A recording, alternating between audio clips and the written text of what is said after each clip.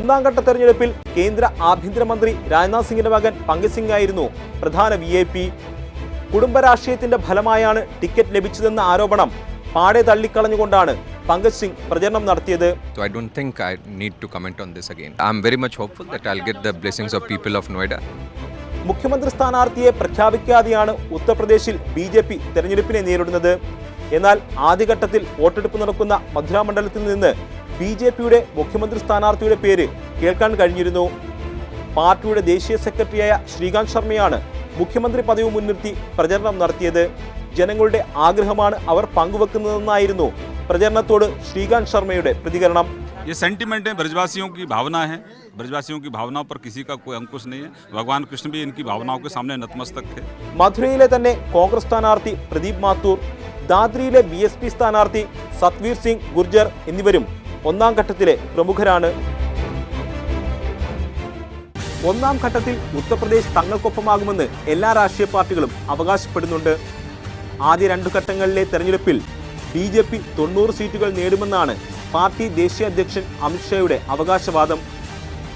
എന്നാൽ 2014 നേടിയ വിജയം BJPക്ക് ആവർത്തിക്കാൻ കഴിയില്ലെന്നാണ് പടിഞ്ഞാറൻ ഉത്തർപ്രദേശ് നൽകുന്ന സൂചന.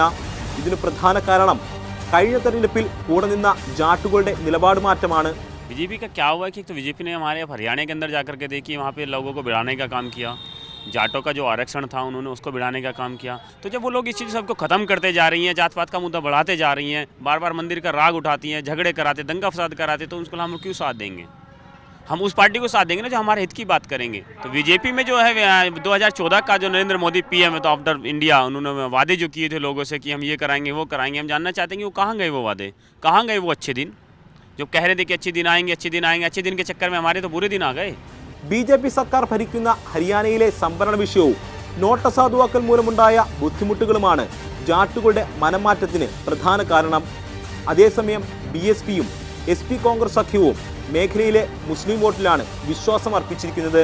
തങ്ങളുടെ പരമ്പരാഗത വോട്ടുകളോടൊപ്പം മുസ്ലിം വോട്ടുകൾ കൂടി എൻ ബ്ലോക്കായി എത്തിയാൽ പടിഞ്ഞാറൻ ഉത്തർപ്രദേശിൽ ഭൂരിപക്ഷം സീറ്റുകൾ നേടാൻ കഴിയുമെന്ന പ്രതീക്ഷയിലാണ് ഇരു പാർട്ടികളും. ഇതിനായി മുസ്ലിം വിഭാഗത്തിൽപ്പെട്ട 100 പേരെയാണ് BSP സ്ഥാനാർത്ഥികളാക്കിയത്. എന്നാൽ മായാവതിയുടെ നീക്കത്തോട് മുസ്ലിം സമുദായം അനുകൂല നിലപാട് സ്വീകരിച്ചിട്ടില്ല. 2014 BJPക്ക് അനുകൂലമായി ജനവിധി ഉണ്ടായ സാഹചര്യം ഒഴിവാക്കണമെന്ന ധാരണ മുസ്ലിം സമുദായത്തിനിടയിൽ രൂപപ്പെട്ടിട്ടുണ്ട്. I already said that it doesn't matter who is Muslim, who is non-Muslim. It is not matter for us. It matter for us who is supporting Muslim cause, who is against Muslim cause. After monitoring the situation, the outcome from the constituency, from the electorate, our followers, we will decide what to do. കോൺഗ്രസുമായുള്ള സഖ്യത്തിലൂടെ മുന്നോക്ക വിഭാഗത്തിന്റെ പിന്തുണ ലഭിക്കുമെന്ന കണക്കുകൂട്ടലിലാണ് Samajwadi party. എന്നാൽ BJPയുടെ അക്കൗണ്ടിൽ നിന്നും മുന്നാക്ക വിഭാഗത്തിന്റെ vote ചോർത്താൻ കോൺഗ്രസിന് കഴിഞ്ഞിട്ടില്ല. അയോധ്യ പോലുള്ള വിഷയങ്ങൾ സജീവമായി നിർത്തി വോട്ടുകൾ സംരക്ഷിക്കാനുള്ള ശ്രമം BJP നടത്തിയിട്ടുണ്ട്. जब भी उसको चुनाव लड़ना होता है तो वो राम जन्मभूमि प्रभु राम का नाम लेकर लड़ती है. इतिहास गवाह है कि उसने राम का नाम लेकर के आज पूर्ण बहुमत है. हमें ये नहीं लगता कि भारतीय जनता पार्टी सरकार बनाएगी राम जी को. सुप्रीम कोर्ट का आदेश होगा और मोदी जी देशभक्त हैं. पूरे विश्व में आज उनका नाम है. भारतवर्ष की तरक्की हो रही है. विश्व गुरु बनने के हम कगार पे हैं.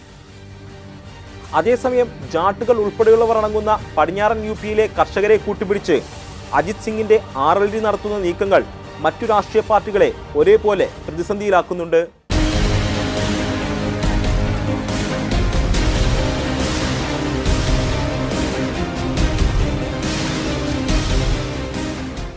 ഏഴ് ഘട്ടമായി നടക്കുന്ന ഉത്തർപ്രദേശ് നിയമസഭാ തെരഞ്ഞെടുപ്പിൽ ഏറ്റവും കൂടുതൽ മണ്ഡലങ്ങൾ പോളിംഗ് സ്റ്റേഷനിലെത്തുന്നത് ഒന്നാം ഘട്ടത്തിലാണ്.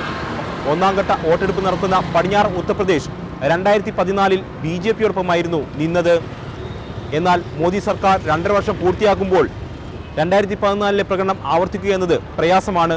മാറിയ രാഷ്ട്രീയ സാഹചര്യങ്ങളും അതോടൊപ്പം മാറിയ ജാതി സമവാക്യങ്ങളുമാണ് ഇതിന് കാരണം. എന്നിരുന്നാലും മറ്റു സ്ഥലങ്ങളിൽ നിന്ന് വ്യത്യസ്തമായി പടിഞ്ഞാറൻ ഉത്തർപ്രദേശിൽ നടക്കുന്ന ചതുഷ്കോണ മത്സരം പ്രവചനം അസാധ്യമാക്കുന്നുണ്ട്.